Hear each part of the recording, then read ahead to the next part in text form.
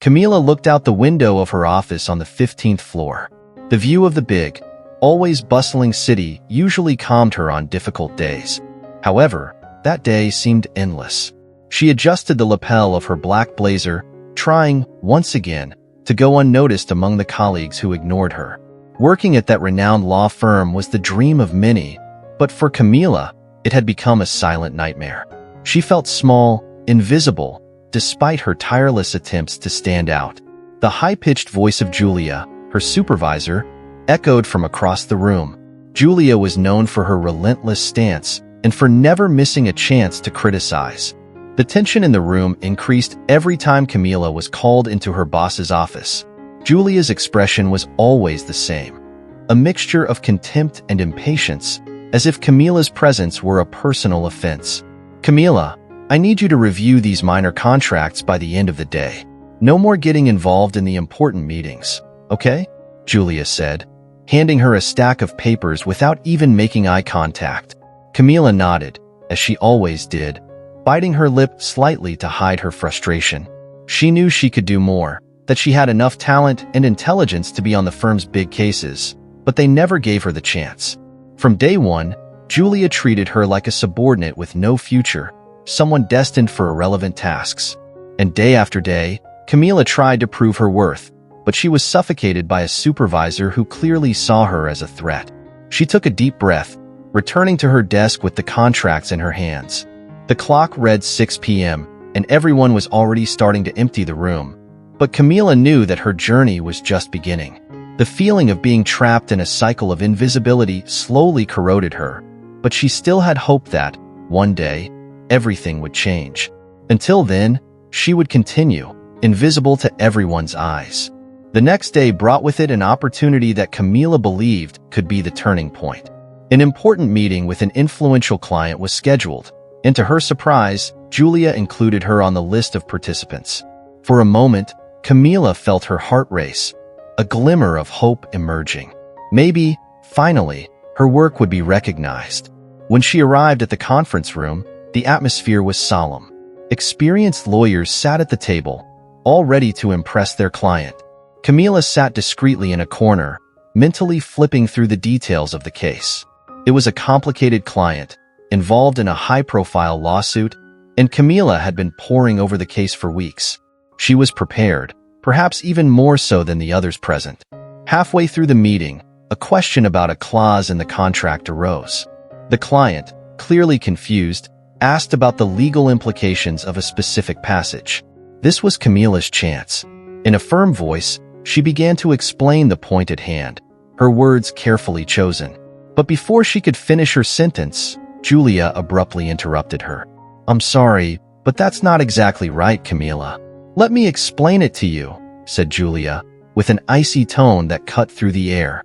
The room fell silent, and Camila felt the weight of her colleagues' gazes. She tried to hide her humiliation, swallowing hard, while Julia continued with an explanation that not only disregarded her analysis, but also made her seem incompetent. With each word from the supervisor, Camila felt her confidence slipping away. It was as if all the effort of weeks was thrown away in a matter of seconds. The client looked confused, but accepted the explanation without question. When the meeting ended, everyone began to stand. Camila remained in place, her eyes fixed on her hands, trying to process what had just happened. It wasn't just the interruption. It was the way Julia had made it seem like she didn't know what she was doing, disqualifying her in front of everyone. It was the last straw. "Ah, Camila," Julia approached, adjusting the collar of her designer shirt. "Don't take it the wrong way, but you still have a lot to learn before participating in meetings of this level." Camila just nodded, unable to respond. Her words died in her throat, drowned out by humiliation.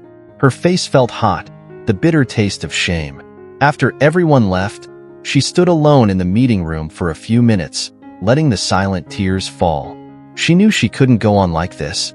Something had to change. That night, Camila returned home with her mind in turmoil. The walk to her small apartment seemed longer than usual. Each step echoed with the weight of her frustration, and when she finally closed the door behind her, it was as if the whole world was about to collapse.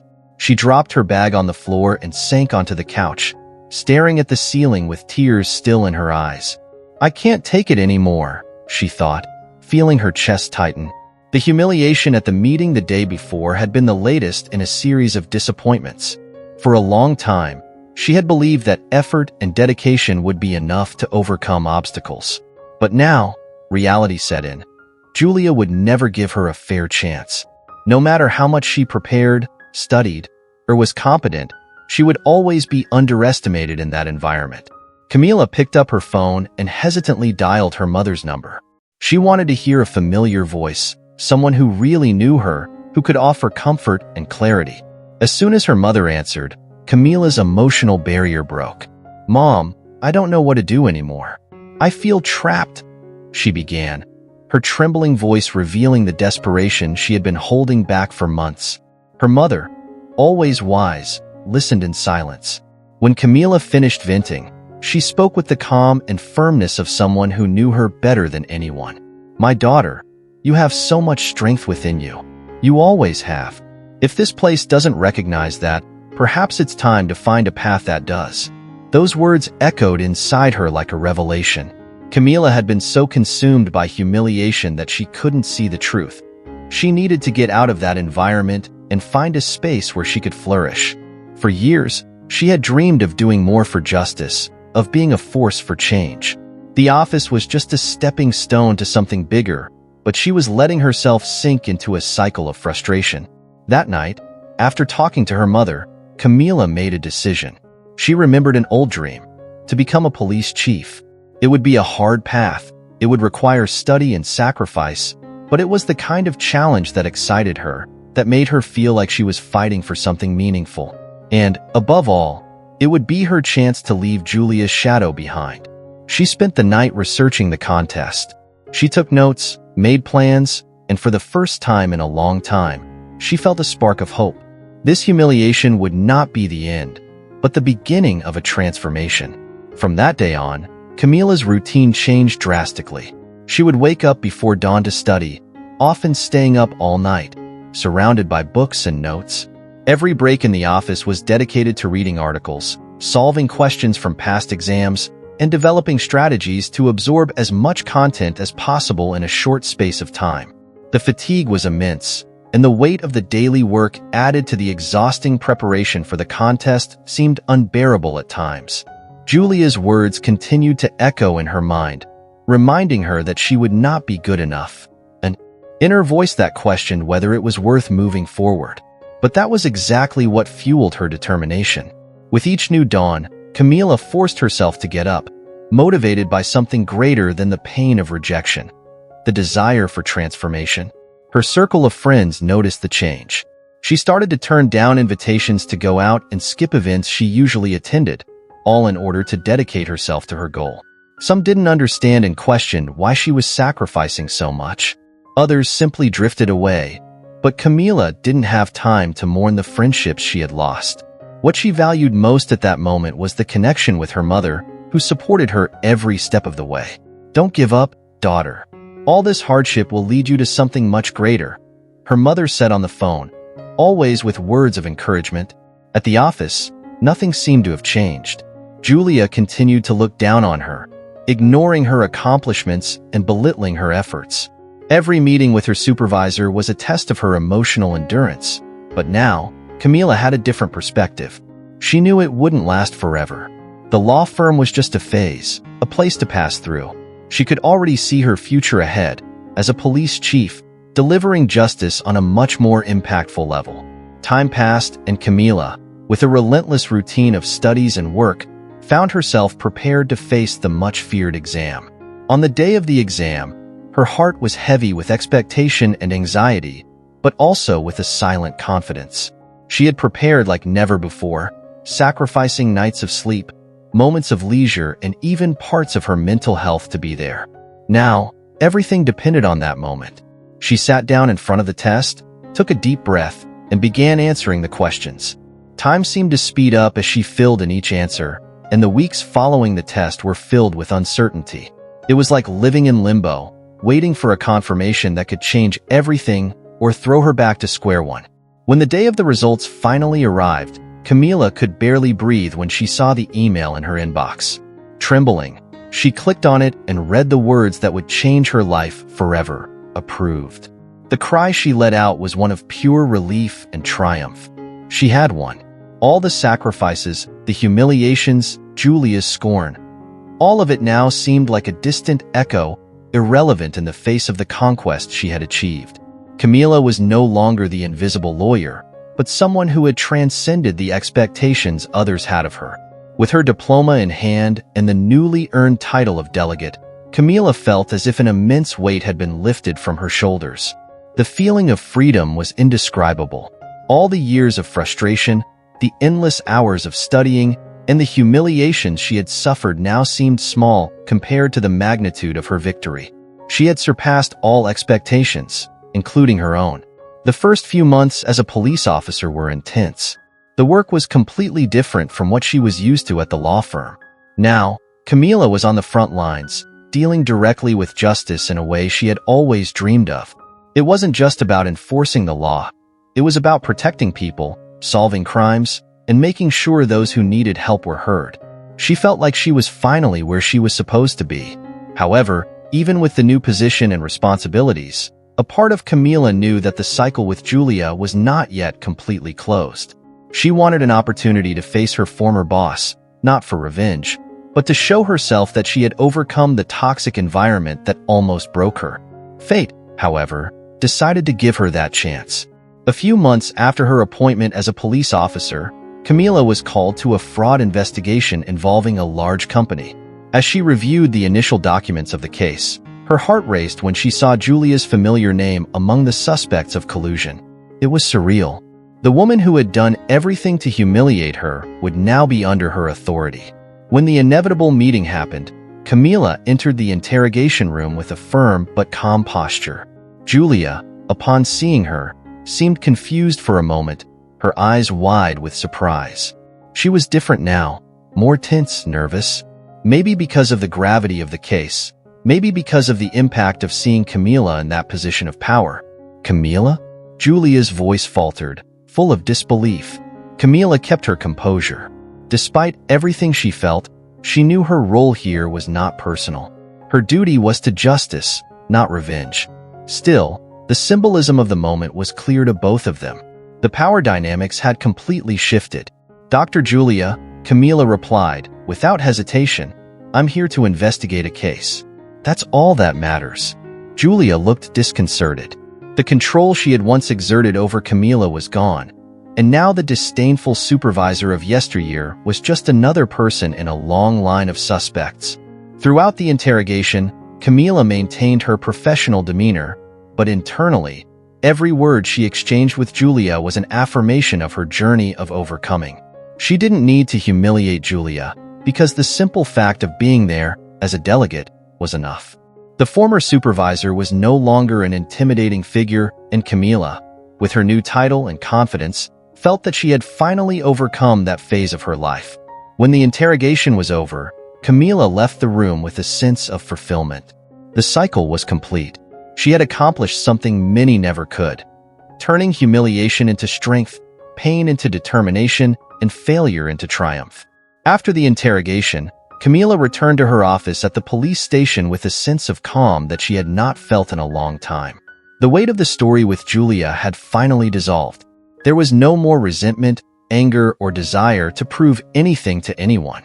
All that remained was the feeling of mission accomplished, that she had earned her place in the world on her own merits. That afternoon, while she was organizing the case documents, she received a notification on her cell phone, a message from her mother. It was a simple sentence, but full of meaning. "I am so proud of you, my daughter." Camila smiled, feeling a wave of warmth invade her chest. Her mother had been her greatest supporter throughout her journey, and now, more than ever, she felt that she had honored the sacrifice and the teachings she had received over the years. Over the next few days, the fraud case progressed, and Camila continued to conduct the investigation impartially and ethically. Despite the gravity of the charges, she maintained her professionalism. Julia was not treated any differently, no better or worse than any other suspect. Camila ensured that justice prevailed, putting aside any bitterness she may have felt in the past. Life at the police station continued, with new challenges and investigations demanding her attention. Little by little, she began to realize that the competitive and hostile environment of her old law firm was no longer part of her reality. Now, she was surrounded by people who valued her work and dedication, and that was enough. Camila no longer needed the approval of Julia or anyone else from her past. One afternoon, as she was leaving the police station, she ran into an old colleague from the office. The woman, surprised to see her as a police officer, began to ask about her career, about how she had managed to overcome all the obstacles. Camila, with a serene smile, answered without arrogance. "It was hard, but I learned that we should never give up on ourselves. Sometimes, the places we are in don't allow us to grow, and that's when we have to have the courage to look for something better, not for revenge, but for ourselves." Her colleague nodded, visibly impressed by Camila's maturity and confidence. The brief but revealing conversation made Camila realize how much she had changed, not only in terms of her career, but as a person. She was now someone who didn't let circumstances define her worth, but rather her actions and her ability to rise up. The path to get there had been full of obstacles, but Camila knew it had all been worth it. Every challenge, every sleepless night, every humiliation, everything had transformed her into who she was now, a strong, confident, and above all, free woman. Life as a police officer began to settle into a new rhythm, and Camila felt more confident every day. She knew there were still challenges ahead, but she was determined to face each one with her head held high. The experience of working on difficult cases and the responsibility of ensuring justice for others made her increasingly passionate about what she did. One day, while reviewing documents for a new drug trafficking case, Camila received an unexpected visitor. It was her mother, who had shown up unannounced. The look of pride on the woman's face was evident. Camila hugged her tightly, feeling loved and supported. "I'm so happy for you, daughter. You've really made a difference," her mother said, her eyes shining. They spent the afternoon together, reminiscing about moments from Camila's childhood, such as when she always dreamed of being a hero, someone who fought for what was right. The conversation brought a sense of reconnection and reminded Camila why she had chosen this career path. "Mom, I want to do something big. I want people to feel like they can count on me," Camila confided, determined. The following week, Camila attended a meeting with other police officers and local government representatives to discuss a crime prevention project. She enthusiastically presented her ideas, proposing ways to involve the community in solutions that would reduce crime and improve public safety. The support and respect she received during the meeting was humbling. Camila realized she wasn't alone in this fight. There were others just as passionate as she was, willing to fight for change. This connection motivated her even more. She decided she would organize a community event, inviting young people to discuss safety and civil rights, creating a safe space for them to express their concerns and ideas. The team at the police station came together to plan the event. Camila was in her element, leading, listening, and looking for ways to bring the community closer to the police force. On the day of the event, the room was full of young people, many of whom had never felt comfortable talking to police officers before. Camila realized that her story of resilience and perseverance could inspire others to pursue their dreams, no matter the odds. During the event, she shared her own journey, from the humiliations she faced to her rise as a delegate. Her words resonated throughout the room, and Camila felt like she was making a real difference in the lives of these young people. The atmosphere was one of hope and unity, something she had always wanted to cultivate. Julia's presence, who had become a controversial public figure, was still felt in the city. Every time her name was mentioned, Camila remembered the humiliations. But now, instead of anger, she felt compassion. She knew that true victory was not just about triumphing over someone who had hurt her, but about the impact she could have on the lives of others. As time went on, Camila began to receive recognition for her work. She was invited to give talks at schools and universities, where she shared her story and her passion for justice. The response was always warm, and the connection she made with young people was indescribable. One day during one of these lectures, a young woman raised her hand and said, "You've inspired me to pursue law. I want to be like you." That made Camila's heart fill with joy. She realized that she had managed to transform her pain into a driving force, not only for herself, but for others as well. The cycle of humiliation and pain had turned into a cycle of inspiration and hope. As she returned home from one of these lectures, Camila looked out the car window, observing the city that now seemed more alive. She felt that she was just beginning her journey, and that, despite the difficulties, she had found a greater purpose. A purpose that transcended her work as a police officer. Camila understood that true victory lay in not allowing her past to define her, but rather in using her past experiences to shape a better future for herself and others. She had become a true heroine in her own story, and now, she was ready to write the next chapters.